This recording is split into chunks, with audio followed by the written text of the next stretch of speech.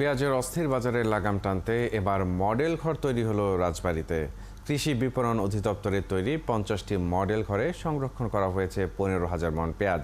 এই পেঁয়াজেই সারা দেশের ঘাটতি মেটাতে সহায়ক হবে বলে মনে করছে কৃষি বিভাগ।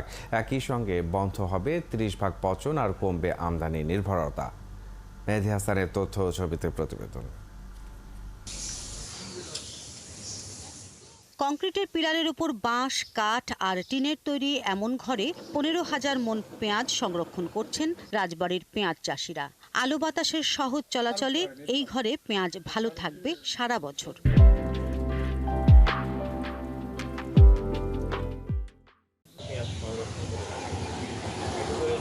সঠিক নিয়মে দীর্ঘ সময় সংরক্ষণ করতে না পারায় প্রতি বছর উৎপাদিত পেঁয়াজের প্রায় 30 ভাগই পচে নষ্ট হয়। এই অবস্থা থেকে পরিত্রাণ পেতে রাজবাড়ী জেলার বালিয়াকান্দি ও কালুখালীতে 50টি মডেল ঘর তৈরি করেছে কৃষি বিপণন অধিদপ্তর।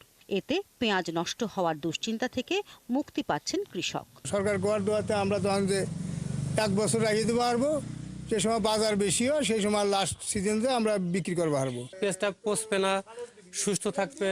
যখন বাজার হবে একটু বাড়বে তখন চাষিরা বিক্রি করবে। পেঁয়াজ উৎপাদনের বড় জেলাগুলোতে আরও বেশি এমন মডেল ঘর তৈরি হলে পেঁয়াজের আমদানি নির্ভরতা কমবে বলে মনে করেন চাষিরা।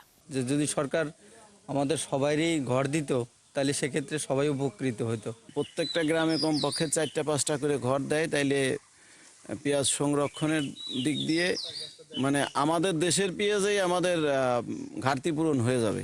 বাঁশ, কাঠের মতো প্রাকৃতিক উপাদানে তৈরি এসব ঘরে সারা বছর পেঁয়াজ সংরক্ষণ করলে চাষিরা আরও বেশি লাভবান হবে বলে জানান কৃষি কর্মকর্তারা। পেঁয়াজ সংরক্ষণ করতে না পারার কারণে কৃষকদের ক্ষতিগ্রস্ত হয় এবং আমাদের পেঁয়াজ মোট উৎপাদিত পেঁয়াজ 25% পেঁয়াজ নষ্ট হয়ে যায় সংরক্ষণ পদ্ধতি আধুনিকায়ন না করার কারণে।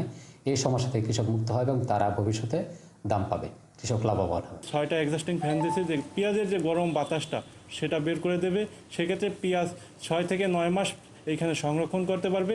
কৃষি বিভাগের তথ্য অনুযায়ী এবছর রাজবাড়ী জেলার 35,000 হেক্টর জমিতে উৎপাদন হয়েছে 4 লাখ মেট্রিক টন পেঁয়াজ। শিল্পী মহলানবিশ, 71।